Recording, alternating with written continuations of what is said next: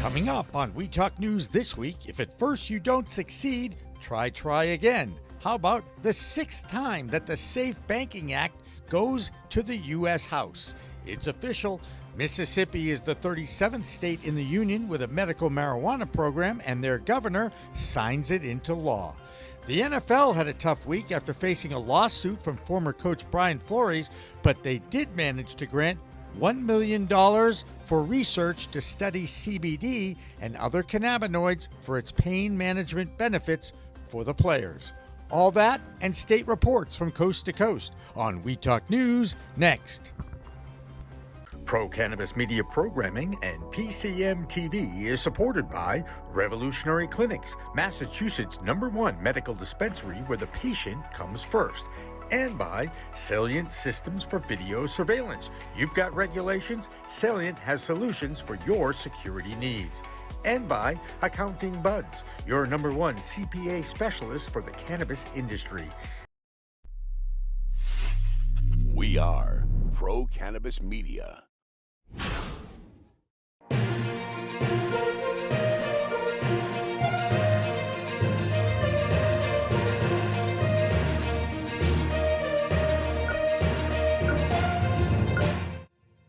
Hi, everyone. Welcome to Weed Talk News. I'm Alaina Pinto reporting for Pro-Cannabis Media. Our top story comes from Washington, D.C., where lawmakers continue to try to enact federal reform. Now it's the Safe Banking Act's 6th effort to pass in the House. And this time it's being attached to the Competes bill. And that's the Creating Opportunities to Meaningfully Promote Excellence in Technology bill. Safe banking was attached to the national defense vote in the Senate last year, but it got dropped at the last minute. Colorado Congressman Ed Perlmutter is hoping the 6th time is the charm for safe banking because he's retiring after this session, after being the original author of that bill. And with the rest of the news from our nation's capital, here's Vote Pro Podcast's Phil Adams with the DC Report. Hi, I'm Phil Adams from Vote Pro Podcast, and this is the Weed Talk News DC Report. The Washington, D.C. City Council unanimously approved a measure this week to expand access to medical marijuana for seniors and declare a cannabis tax holiday. The Medical Marijuana Patient Access Extension Emergency Amendment Act of 2022 allows D.C. residents 65 and older to self-certify their own eligibility for medical marijuana without having to get a doctor's recommendation. The legislation also extends the registration renewal deadline and creates a 1-week sales tax holiday for medical cannabis starting on 4/20. The aim of the legislation is to remove some of the logistical hurdles for senior patients and to stem the growth of districts' black market sales by encouraging DC residents to buy their cannabis from licensed dispensaries. A member of the Maryland House of Delegates introduced a bill this week to regulate adult use in the state should voters pass the ballot initiative he introduced late last year. In December, Maryland Delegate Luke Clippinger, who serves as chairman of the recently formed House Cannabis Referendum and Legalization Work Group, filed a bill to put legalization on the state's 2022 ballot. Confident that Marylanders will vote in favor of the referendum, Clippinger this week introduced House Bill 837, which would allow adults 21 and older to purchase and possess up to 1.5 ounces of cannabis. The bill also provides for automatic expungements for those with prior cannabis convictions. Senate Majority Leader Chuck Schumer met with a group of cannabis reform advocates this week to provide an update on the pending Cannabis Administration and Opportunity Act. Offering only vague details about the timeline for introducing the bill, Schumer told participants it will be done, quote, soon. Schumer also addressed criticism he's received over how long it's taken to file the CAOA, saying that he and Senate colleagues want to take their time to ensure that equity provisions are effectively incorporated into the legislation. Groups represented at the meeting include the Drug Policy Alliance, the Cannabis Regulators of Color Coalition, Immigrant Defense Project, Women Grow, Vocal New York, and Normal's Rochester, New York affiliate, Rock Normal. That's this week's Weed Talk News from around the Beltway. I'm Phil Adams from Vote Pro Podcast. The next big national story is about the National Football League. And this time, it has nothing to do with the Super Bowl or Tom Brady's retirement. This one has to do with the league's efforts to manage pain and move away from the opioids it used to prescribe on a daily basis. The league will study the role cannabis and CBD have on inflammation and managing the pain that football players have on a chronic level. And that $1 million grant is going to researchers at University of California, San Diego, and the University of Virginia. With the rest of the news from the Golden State of California, here's the American Cannabis Report's Christopher Smith. Hey, thanks for the nice intro. This is the first California report for February 2022 for Weed Talk News. Groundhog Day just passed, and it looks like we're going to have 6 more weeks of 72 and sunny. Sorry, Jimmy, I couldn't resist. Back to the left coast, North Bay Credit Union of Santa Rosa, which is north of San Francisco, is offering a special bonus to its cannabis customers, a share in a special $250,000 dividend. It's the first patronage dividend in the credit union's history. Unlike most commercial banks, North Bay Credit Union has been serving the cannabis industry since 2019. Now, if you'd think that prohibitionists would have looked for someone else to pick on in the 25 years since we legalized the plant for medicinal use back in 1996, unfortunately, you'd be dead wrong. Fortunes, families, and farmers' lives have been lost fighting for their piece of the California dream, and still, a Republican Assembly member whose name shall not be spoken has proposed that illegal grows again become a felony. Now, it's unlikely that this felony fever dream will ever become law. Finishing up with 2 branding stories, a new brand just launched in California that we can be proud of, Black Buddha Cannabis. Black Buddha is set to establish a new paradigm for the industry as a Black-owned, environmentally conscious, wellness-focused, and equity-driven brand. Founder Roz McCarthy launched the company after recovering from a car accident that left her with a traumatic brain injury. Cannabis literally saved McCarthy's life, and she created the Black Buddha Cannabis brand as a testament to her healing. Last, it wouldn't be a California Roundup without a head scratcher. California pastor Craig Gross is described by High Times as an entrepreneur, an adult pastor, and a founder of the XXXchurch.com. That's the LA version of a triple threat, baby. XXX Church is not a Vin Diesel joint, however. It's a church whose website looks like St. Peter got a web design job with Fast Company. The book on the homepage promises a new way to talk about sex, porn, and masturbation. And if that didn't make you barf into your bong water, the porno pastor has just launched, you guessed it, Christian Cannabis, which will include biblical ingredients such as frankincense and myrrh. Now, what do you want to bet? That they offer a strain called Burning Bush that makes you see God and change your evil ways. You heard it here first. I'm Christopher Smith, publisher of the American Cannabis Report, bringing you visions of beaches, bongs, and burning bush for the Weed Talk News. Montana's legal cannabis industry is off to a booming start. That state did $1.5 million in sales the first day. But now, after 30 days, basically the first month, the total is $12.8 million in sales. That total also generated over $2 million in tax revenue. Mississippi is now the 37th state in the U.S. to decriminalize cannabis, and Mississippi's Governor Tate Reeves signed that bill this week, starting its medicinal marijuana program. The governor did reiterate the fact that he recognizes the medicinal benefits of the cannabis plant, though he did say those who really want a recreational program, it could lead to more people smoking and less people working with all the societal and family ills that brings. Next state report, we go down to Florida with Heather Allman. I'm Heather Allman from Cannabis Law Report with This Week in Florida for Weed Talk News.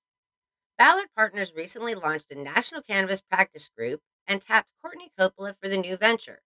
She once served as director of Florida's Office of Medical Marijuana Use and developed the state's regulatory framework, so her talents will be used wisely.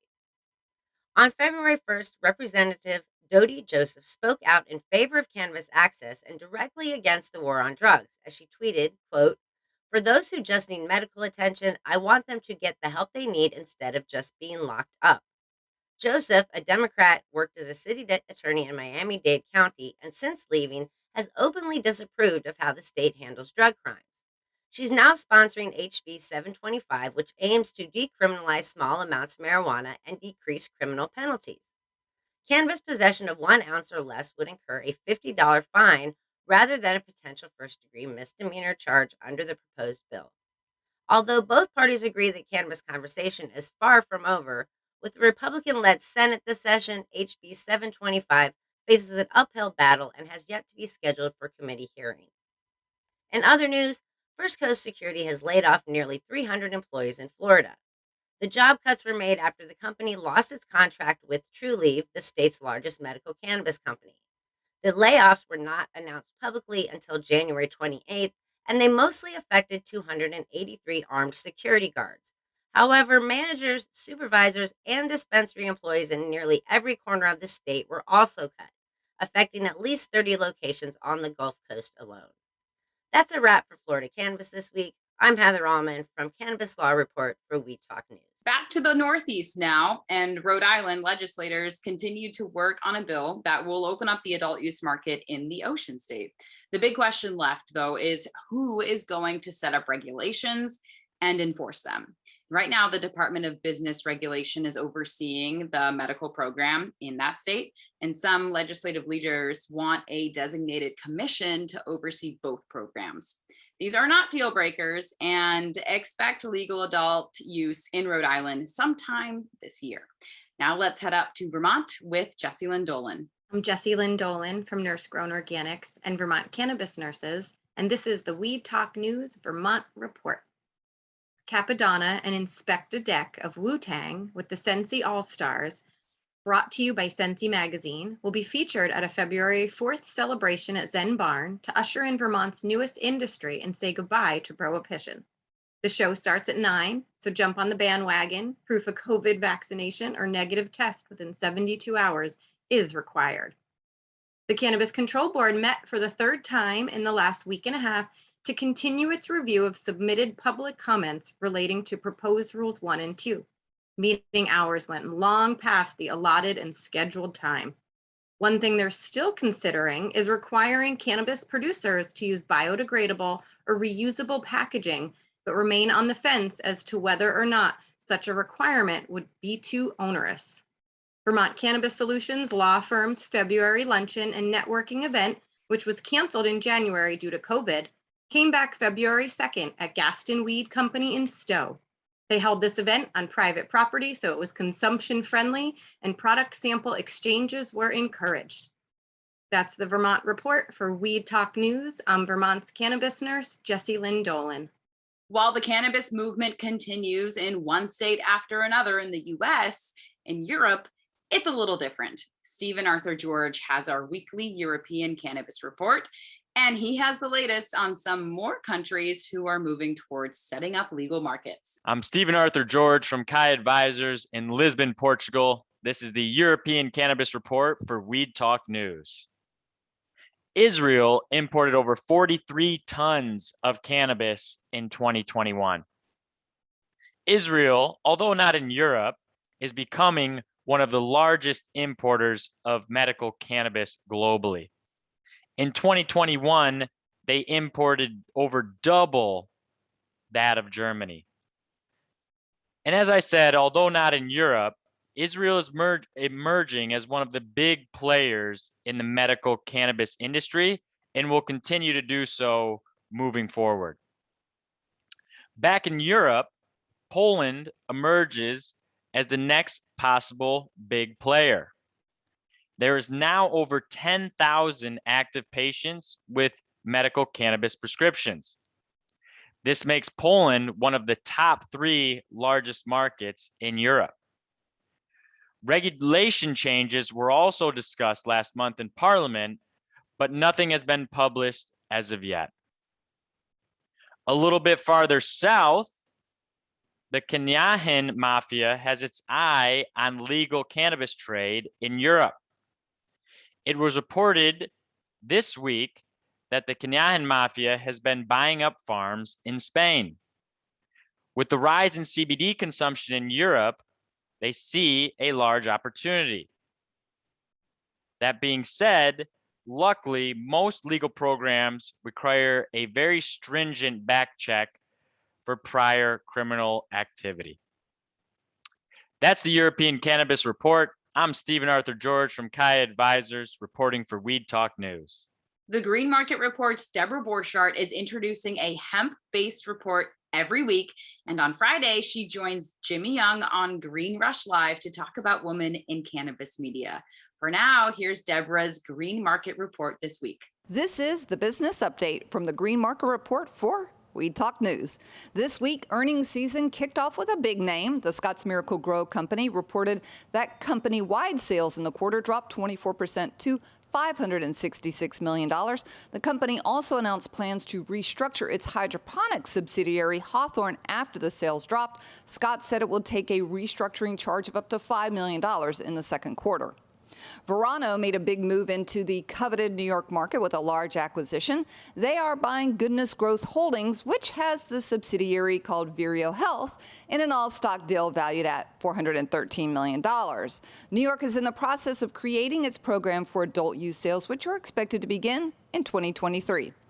And like a broken record, High Times has seen another CEO depart and has extended its Reg A offering yet again. Peter Horvath resigned from his position, and Paul Henderson was named the newest CEO, making that 4 CEOs in 4 years.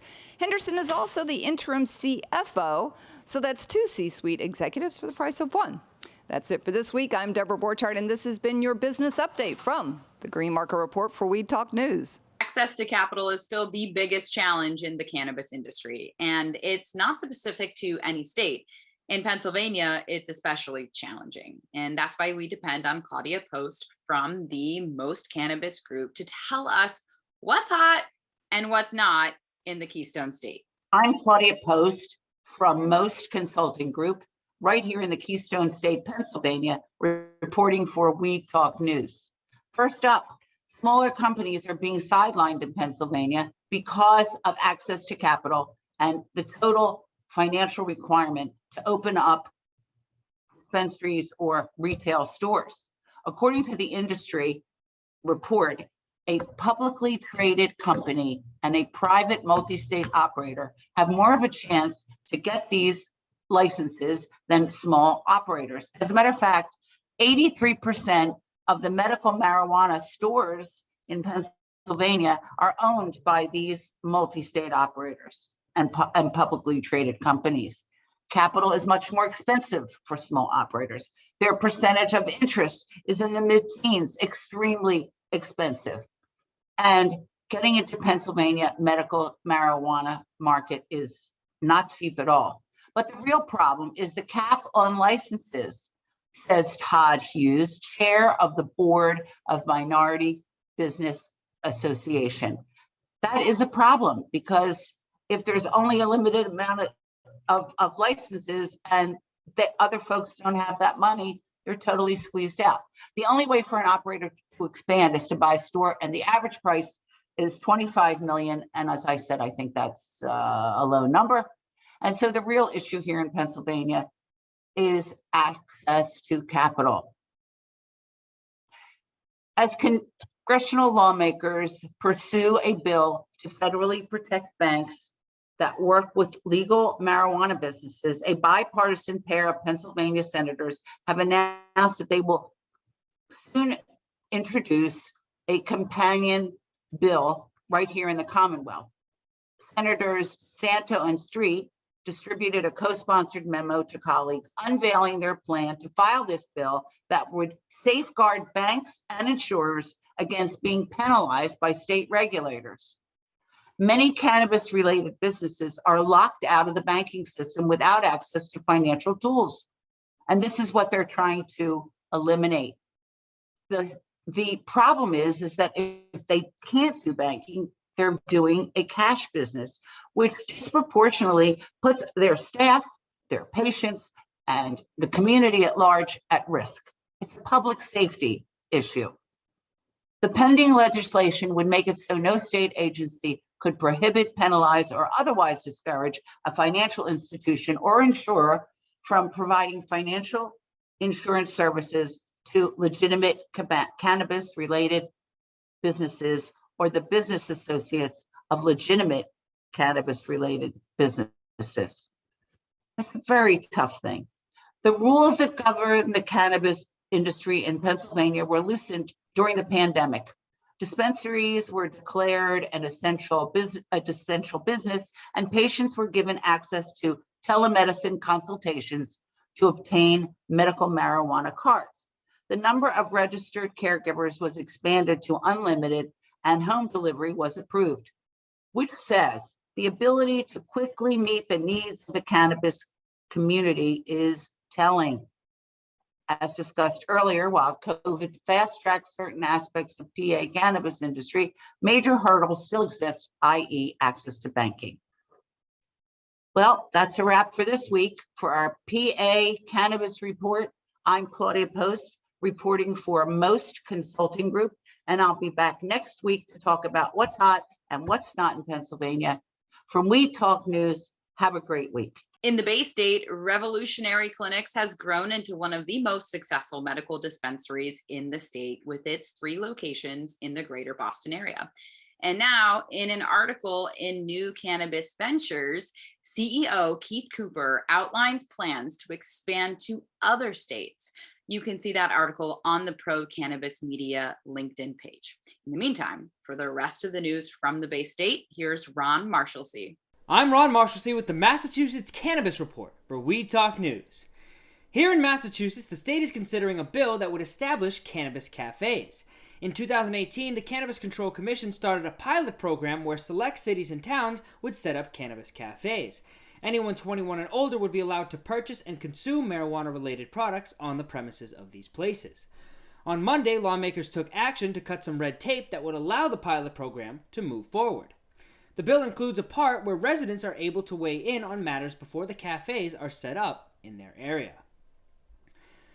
Recently approved state licenses will soon allow over 100 new cannabis cultivation sites to open for business, but they're going to have to fight for construction materials because of continuous supply chain problems. Charlotte Hanna of Rebel, a cannabis company based in New York with an adult use dispensary in Western Mass, was quoted as saying, "I'm dealing with supply chain like you wouldn't believe. It is terrible. My HVAC condensers are delayed until May. That is something that is killing our industry. It's 10 months to get these things. In Massachusetts, you can't grow cannabis without heating and cooling. We're not California. This is a massive problem." Hannah also says she doesn't think she'll be able to get her cultivation online this year at all. And finally, a few dozen workers at 2 different cannabis dispensaries filed petitions for union representation with the National Labor Relations Board last week. Gabe Camacho, political director for the United Food and Commercial Workers Local 1445, talked about how they've had an in-house committee of workers at those dispensaries that have been talking about improving their work conditions. Also, that the very issue of having union representation at the shop floor is extremely important. Equally important are wages, benefits, and other economic items. Local 1445 filed a petition for union representation on behalf of the employees of INSA in the company's Salem adult use retail outlet, as well as another the following day on behalf of workers at Sanctuary Medicinals in Gardner. That's this week's Massachusetts Cannabis Report. For Weed Talk News, I'm Ron Marshalsea. Bay State Cannabis Report is supported by Holyoke Cannabis, Holyoke's finest cannabis recreational experience.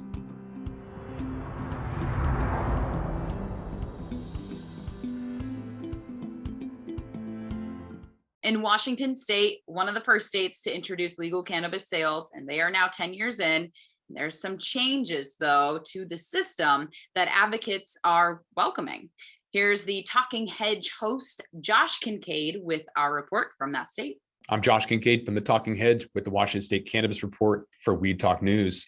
Washington drafted a bill to protect qualified medical cannabis patients from arrest. Washington's developed one of the most intensely regulated systems of any state, including the unequal treatment of some patients over others with regards to the status under the law, something that's now being required to be improved upon via House Bill 1105 to provide equal civil and criminal protections to every Washington resident who has authorization from the healthcare provider for medical cannabis. No patient should face criminal charges simply because they've chosen not to be entered in a medical marijuana registry. It's been 10 years since Washington's led the nation by legalizing recreational cannabis across the state. And though there's still work to be done, this new legislation is a step forward. All individuals who use cannabis products medicinally are now one step closer to being guaranteed the same protection from arrest, prosecution, or having their plants seized, regardless of whether they're registered in the Voluntary Medical Marijuana Registry database. Next week, you guys are going to find out about Washington State's January cannabis monthly sales figures. But with that, we're going to have to roll up this Washington State Cannabis Report. I'm Josh Kincaid from the Talking Heads reporting for Weed Talk News. Don't forget to like, share, and subscribe, or don't. And I'm out. Next time you go to grab a soda, it might be one made with something green. Pepsi's latest Rockstar energy drink will be infused with hemp seed oil and spearmint, lemon balm, and caffeine. So no CBD or THC, but hey, it's a start. And that's Weed Talk News for this week. I'm Alaina Pinto from Pro Cannabis Media. And remember, it's a whole new world of weed out there, so use it responsibly.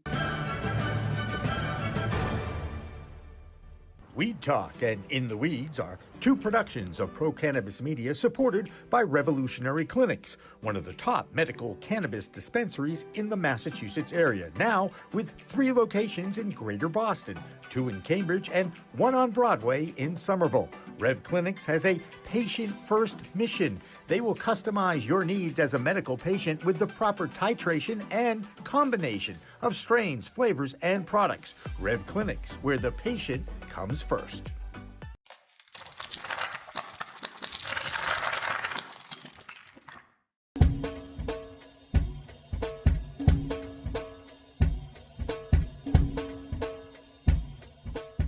Difference is building a solution for that individual.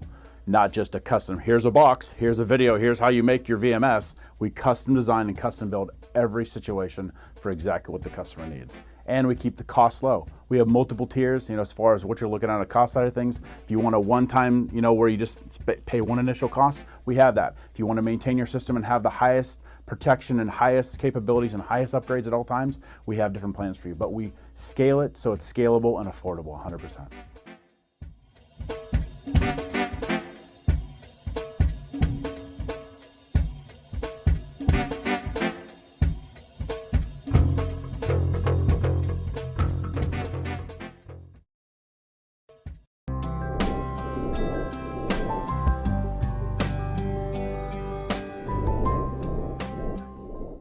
Pro Cannabis Media programming is available live and on demand on our Facebook page at Pro Canna Media, on Instagram at Pro Cannabis Media, on LinkedIn also at Pro Cannabis Media, on YouTube and YouTube Live on Pro Cannabis Media, Twitter at Pro Canna Media, and on twitch.tv/Pro Cannabis Media. So like, share, and subscribe to all of our content, newsletters, and shows live or on demand.